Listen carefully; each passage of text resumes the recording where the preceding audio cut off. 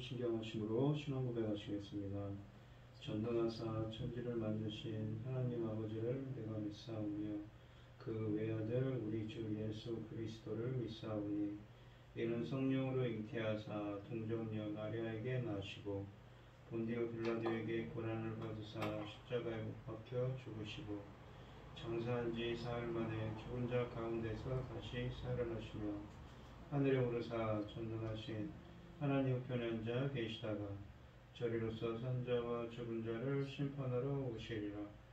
성령을 믿사오며 거룩한 공예와 성도가 서로 교통하는 것과 죄를 사하여 주시는 것과 몸이 다시 사는 것과 영원히 사는 것을 믿사옵나이다. 아멘. 찬송가 212장입니다. 찬송가 212장입니다.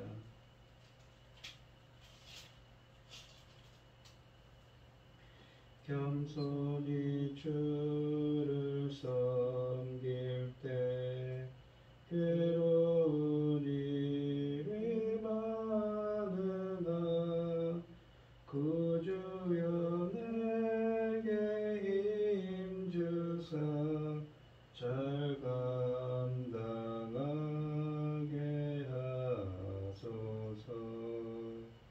인자한 말을 가지고 사람을 감화시키며 갈 길을 잃은 무리를 잘 인도하게 하소서. 이 구주의 귀한 인내를 깨달아 알게 하시고 굳건한 믿음 주셔서 늘 승리하게 하소서. 장래의 영광 비추사 소망이 되게 하시며 구주와 함께 살면서 참 평강 얻게 하소서.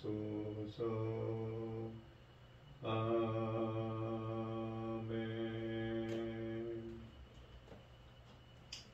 오늘 함께 하실 하나님의 말씀은 레위기서 8장 1절로 21절입니다. 구약성경 대56쪽에 있습니다. 레위기 8장 1절로 21절입니다.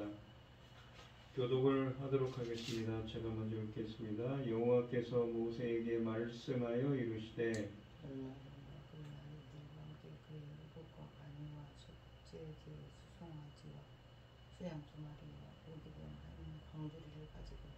온 회중을 회막문에 모으라.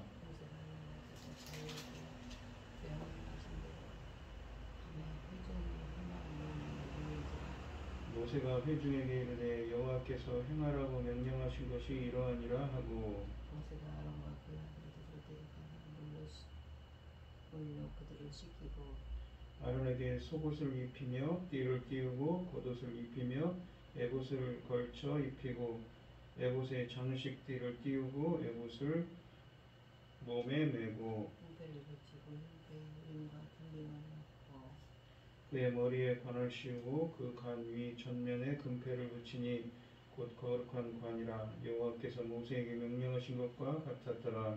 모세가 관을 가져다가 성막과 그 안에 있는 모든 것을 발라 거룩하게 하고 또 제단에 7번 뿌리고 또 제단과 그 모든 기구와 물두멍과 그 받침에 발라 거룩하게 하고 또 손을 아론의 머리에 붓고 그에게 발라 거룩하게 하고 모세가 또 아론의 아들들을 데려다가 그들에게 속옷을 입히고 띠를 띄우고 관을 씌웠으니 여호와께서 모세에게 명령하신 것과 같았더라. 모세가 또 속죄제와 성화들을 끌어오니 아론과 그 아들들이 그 속죄제 송아지 머리에 안수하며 모세가 잡고 그 피를 가져다가 손가락으로 그 피를 제단의 네 귀퉁이 뿔에 발라 제단을 깨끗하게 하고 그 피는 제단 밑에 쏟아 제단을 속하여 거룩하게 하고 또 내장이 덮인 모든 기름과 간 끝과 그 두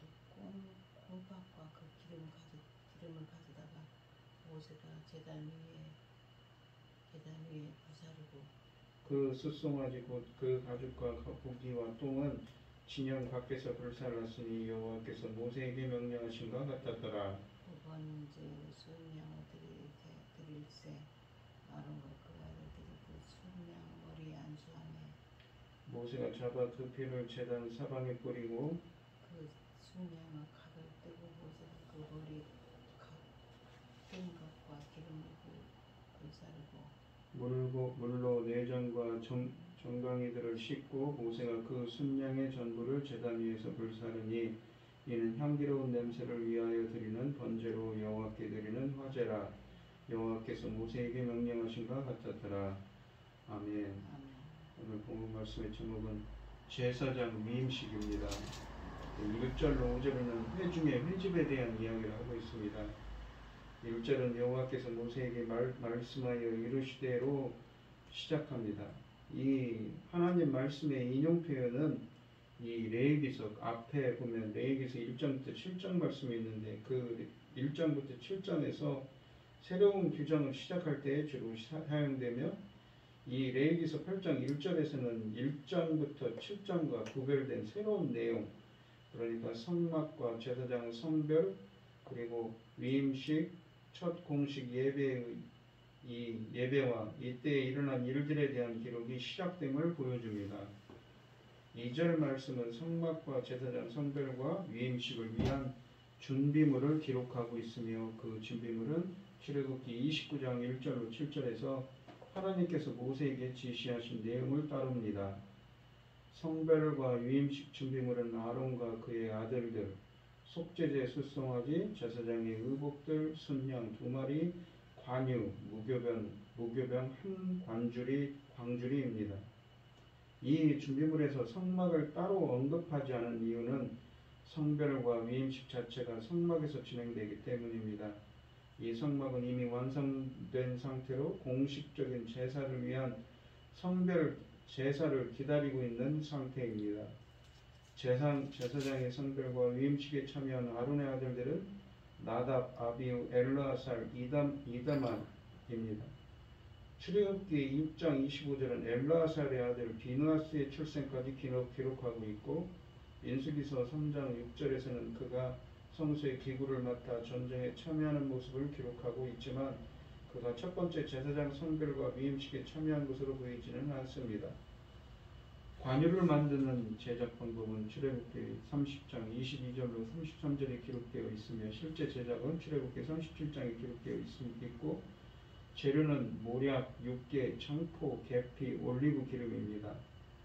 속죄제를 위한 숫송아지를 준비하는 것은 출애굽기 29장 이하에서 말한 것을 따르고 있으며 레위기 4장 3절에서 제사장의 속죄의 경우 숫송아지를 바치게 한 규정을 따릅니다. 순양 2마리는 각각 번제와 위임식 화목제로 사용할 용도로 준비하였습니다. 이 레위기서 1장과 3장은 속죄제와는 달리 제사장이 바쳐야 하는 번제와 화목제 짐승을 특정하지는 않았습니다. 그렇기 때문에 성별과 위임식 번제와 화목제를 위하여 구약시대에 가장 일반적으로 사용된 제물인 순양을 준비하게 합니다. 무교병 한 광주리는 화목제를 드릴 때 가장 함께 드리는 소제물이며 이 레위기 2장에 있는 소제와 구별됩니다. 3절에 보시면은 하나님은 성막과 제사장의 성별과 위임식 제사를 위해 모든 회중을 회막 앞에 회집시키도록 모세에게 명령했습니다. 회막 앞에 회집하게 했지만 사실상 회막 주변으로 모두 불러 모은 것으로 이해됩니다. 성별식을 위한 준비물과 백성의 회집을 모세에게 시킬 때 모두 명령문을 사용합니다. 그래서 4절은 모세가 여호와께서 그에게 명령하신 대로 행하였다고 말합니다. 5절에서 모세는 회막 문 회막 앞에 모인 백성에게 이것은 여호와께서 행하도록 명령하신 것이라고 하는데, 이 명령한 것이 내표하고 있는 것은 성별과 위임식 전체 과정으로 보아야 합니다. 이 레위기서 1장 8장 1절부터 3절에서 여호와 하나님께서 모세에게 성별식을 위한 준비물과 회집을 명령한 것만 기록하고 있지만, 5절 이후에서 이 성별과 위임식이 진행되는 것을 볼 때 하나님의 명령은 준비와 회집에 한정될 수 없습니다. 당장 이 8장 9절에서 모세가 여호와께서 명령하신 것 같이 하였다고 말하는 제사장의 예복들의 제작과 착용에 관한 규정은 출애굽기 28장 1절로 43절에서 하나님께서 말씀하신 내용들입니다. 그리고 이어지는 성별식은 출애굽기 29장에 기록되어 있는 내용을 따르고 있습니다. 이 제사장의 예복 착용에 대한 규정이 6절부터 9절에 쓰여져 있습니다.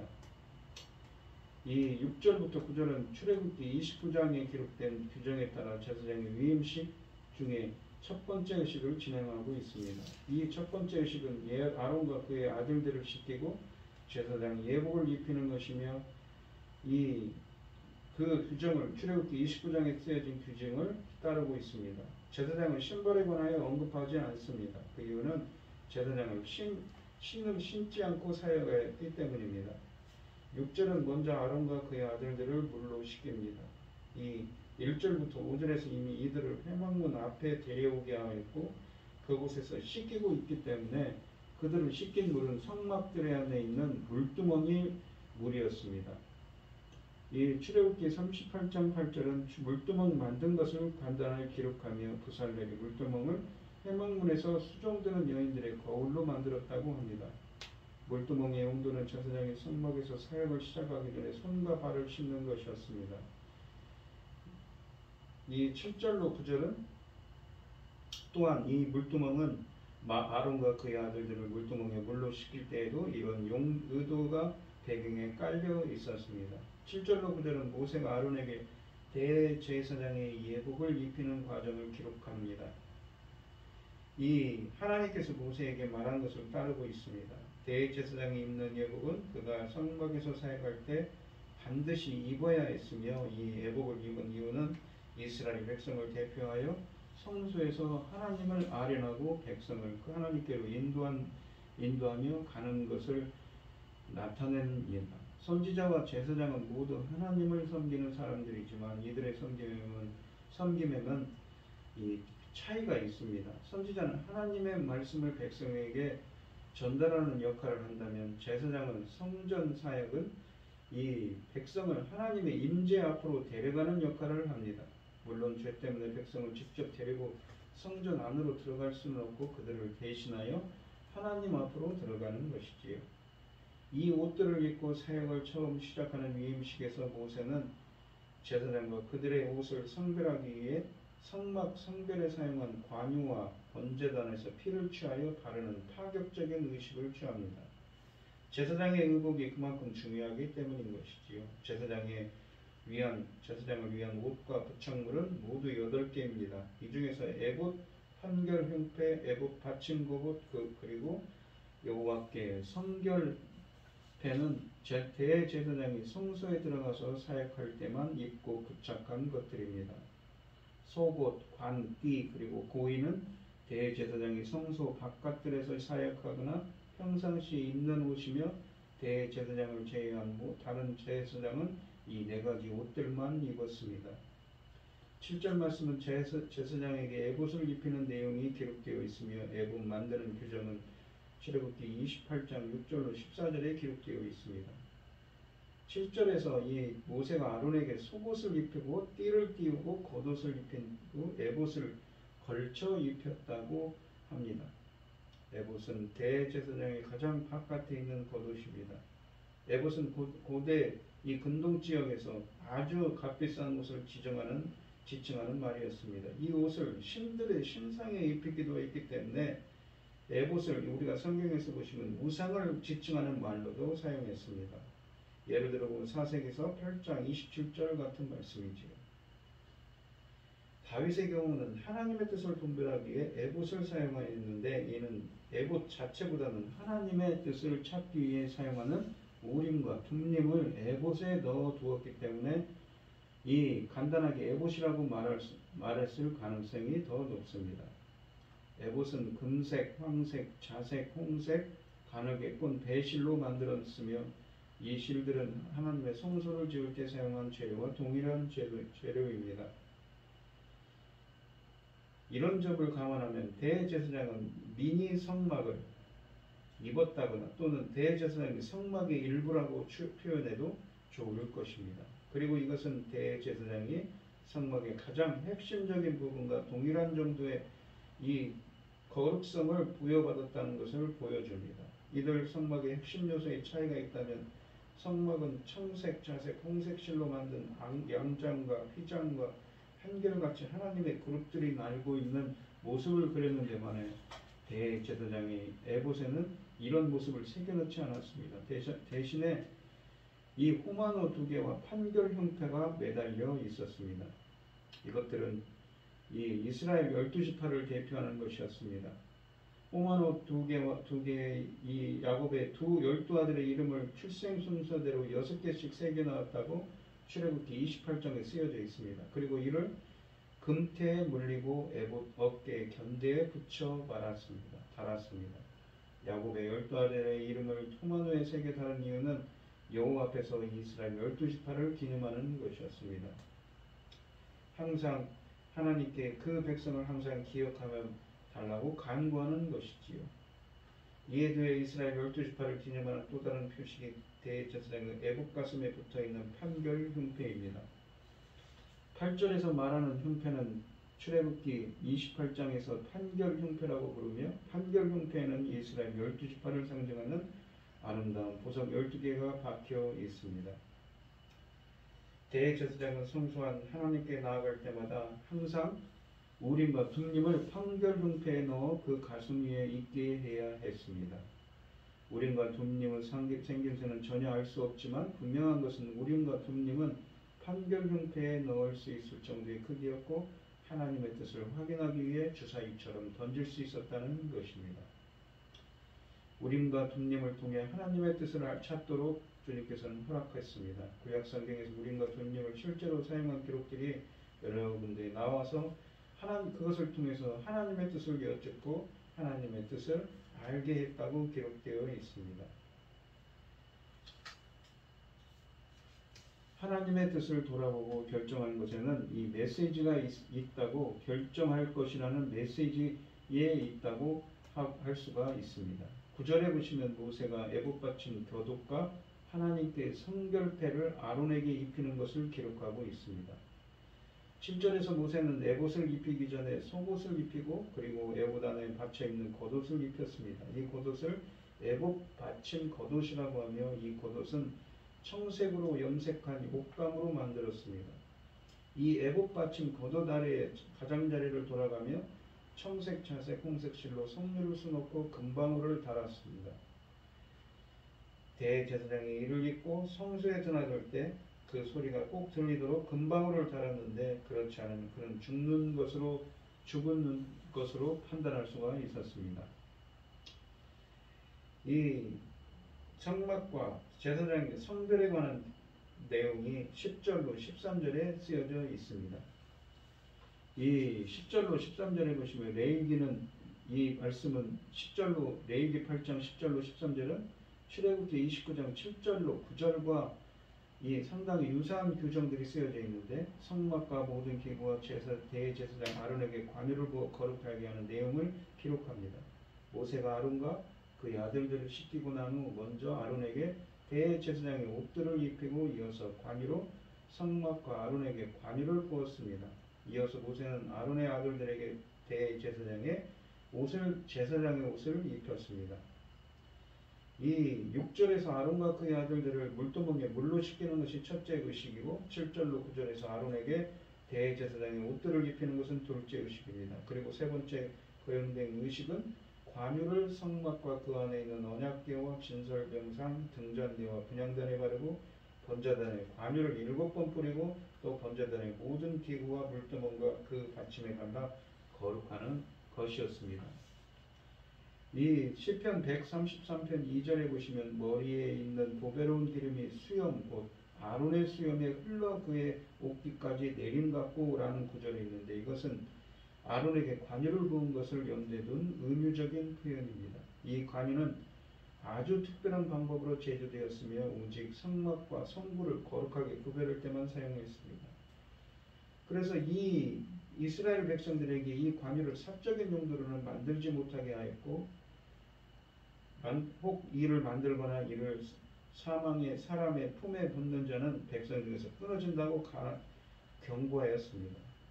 그런 관유를 가지고 모세는 대제사장 아론의 머리에 부어 발라 그를 거룩하게 성별하였습니다. 이렇게 성별한 의도는 대제사장은 일반 제사장과는 달리 성막처럼 또는 성막의 일부인 것처럼 하나님께 거룩하게 구별되었다는 것을 의미합니다. 14절로 21절에는 제단 정결의 제사를 대해서 설명합니다. 14절로 17절은 특히 그 중에서 속죄제를 의미합니다. 이어지는 네 번째 의식은 이 속죄제를 통해 제단을 정결하게 하는 의식입니다. 그런 점에서 레위기서 8장 14절로 17절은 레위기 4장 1절로 12절의 말씀과 속죄제와 비교해 보아야 합니다. 차이점이 있습니다. 이와 관련해 차이점이 생기는 이유는 이 14절은 모세가 속죄제 제물을 끌어오고 있습니다. 수송아지를 속죄제 제물로 바치는 것은 레위기 1장부터 12장에 기록된 제사장의 속죄제 규정과 일치합니다. 하지만 이 속죄제 제물을 끌고 오는 사람이 모세인 것은 레위기 4장과 다릅니다. 레위기 4장에서 속죄제 제물은 속죄제를 바치야 하는 사람이 끌고 오게 되어 있습니다. 그러나 본문의 14절은 아론과 그의 아들들이 아니라 모세가 속죄제 숫송아지를 끌어오고 있습니다. 모세가 끌고 온 숫송아지에 아론과 그의 아들들이 안수했습니다. 15절에서 이 한글 성경은 속죄제 숫송아지를 잡은 사람을 모세라고 합니다. 그리고 그 모세가 그 배를 취하였다고 이어집니다. 두 동사의 주어가 모두 모세일 수도 있습니다. 하지만 만약 모세이면 속죄제 제물을 잡는 사람은 제어를 집례하는 사람이 아니라 속죄제 제물을 바치는 자라는 원칙이 깨어집니다. 그렇기 때문에 그리고 그가 잡았다 해서 그는 아론이 잡았다는 표현입니다. 아론이 속죄제 제물을 잡았고 모세는 속죄제를 집례하는 자로서 속죄제 피를 처리하는 제사를 집행합니다. 15절의 속죄제에서 레위기 4장과 가장 현저하게 차이나는 것은 제물의 피를 처리하는 대상입니다. 레위기 4장에서 제사장과 회중의 속죄제 피는 회막 안으로 가지고 가서 손가락으로 이 휘장 앞에 7번 뿌리고 분향단 4뿔에 바르고 나머지 전부는 번제단 밑에 쏟도록 되어 있습니다. 이에 반해 레위기 8장 15절에서는 모세가 피를 제단 4뿔에 발랐다고 합니다. 이 제단은 번제단입니다. 여기에서 차이가 있습니다. 이 가장 중요한 이 구약시대의 속죄제 이 구약시대의 제사 집례에서 가장 중요한 역할을 하는 번제단을 정결하게 하는 의식이기 때문이고 제사장이 일평생 사역해야 할 대상을 선별하는 첫 의식이기 때문에 이렇게 했습니다. 16절은 속죄제 기름을 번제단에서 불태우는 의식을 기록합니다. 속죄제와 이 레위기 4장과 비교했을 때 이 기름 목록에서 일부 빠져 있지만 이것은 레위기 4장의 이 기름 목록의 일부만 기록하고 생략했습니다. 17절은 속죄제 고기를 제사장이 먹지 않고 있습니다. 그 이유는 제사장이 바친 제물을 먹지 않는 규정을 따른 것일 수도 있습니다. 물론 이 시점에는 아직 아론과 그의 아들들이 위임식이 끝나지 않았기 때문에 제사장 신분이 아닙니다. 대신에 속죄제를 집례한 사람이 모세이기 때문에 모세가 속죄제 고기 일부를 먹어야 한다고 생각할 수가 있습니다. 17절은 속죄제 숫송아지의 모든 고기를 진영 밖으로 가져다가 불태운다고 합니다. 제사장이 속죄제 고기의 피를 회막 안으로 가져가서 분향단 뿔에 바르지 않고 번제단 뿔에 발랐을 때도 불구하고 속죄제 숫송아지 모두를 진영 밖에서 불태운 이유는 번제단 뿔에 피를 바르는 속죄제 제사의 고기도 제사장이 먹고 남은 것은 진영 밖 진영 밖에서 불태웠기 때문입니다. 18절로 21절은 제단 봉헌의 번제에 대한 규정을 하고 있습니다. 속죄제에 이어 번제를 드리고 있으며 이것은 속죄제가 포함된 제사들의 집례 순서를 보여줍니다. 18절로 21절은 또한 모세가 번제의 순양을 끌어온 후에 아론과 그의 아들들이 제물을 잡고 처리하는 역할을 반복하고 모세는 그것들을 가지고 제사를 집례하는 역할을 맡고 있습니다. 18절로 21절의 번제는 레위기 1장에 구성된 번제의 차이점을 보이지는 않습니다. 이 번제는 하나님께 향기로운 냄새를 위해 드린 것이지만 그 의미는 속죄제와 함께 뒤이어 진행될 위임식 화목제와 비교해서 살펴보아야 할 수 있습니다. 오늘 본문 말씀을 보시면 온 회중 앞에서 아론과 그의 아들들을 제사장으로 세우셨습니다. 아론은 흠이 많은 사람입니다. 이 황금 송아지를 제작을 주도하고 모세에게 불만을 품기도 했습니다. 완전하게 그를 제사장으로 세운 것이 아니지요. 하나님의 은총이 옷으로 입히셨기에 이스라엘의 대제사장이 될 수 있었습니다. 모세는 성막과 그 안의 기구들과 아론에게 기름을 부어 그 모든 것을 거룩하게 합니다. 하나님을 위해 공간을 구별하고 사람을 구별하는 것이지요. 우리 그리스도인 역시 세상 가운데 구별된 사람입니다. 특별한 일이나 사람만이 아니라 성령이 내주하시고 성령을 따라 사는 모든 성도들이 성직자이며 성도들이 하는 모든 일이 성직입니다.